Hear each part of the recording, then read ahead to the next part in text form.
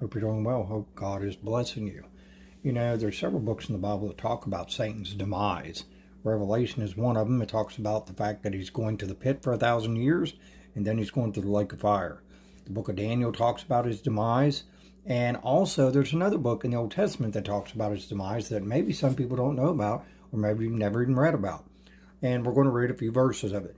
So, what does Satan fear? Of course, you know, the end is coming, and but you know, he's so pumped up and full of pride that he believes he's going to win this fight anyways.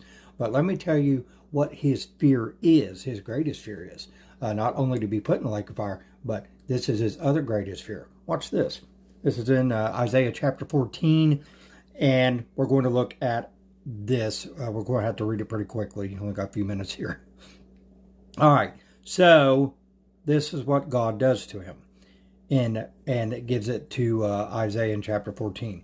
The Lord has broken the staff off of the wicked and the scepter of the rulers. He who smote the people in wrath with a continual stroke, he that ruled the nations in anger. Now listen to the word. Now he is persecuted and none hindereth, meaning nothing's going to stop it when it starts. That's talking about the judgment of Satan. The whole earth at that point is at rest and quiet. They break forth into singing. Yes, the fir trees rejoice. Everything rejoices. Okay, now what happens to Satan? Verse 9. Hell from beneath is moved because of you to meet you at your coming. It stirs up the dead for you. Even all the chief ones of the earth it has raised up from their thrones, all the kings of the nations. Here's the amazing part. Listen closely.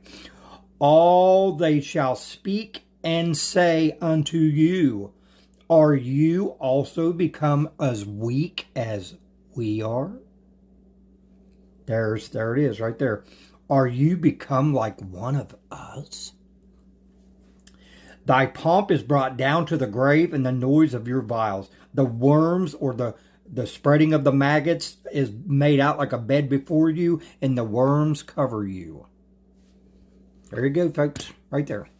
Isaiah chapter 14. And I ain't got enough time to read the rest of it, but by all means, get in there and read Isaiah chapter 14.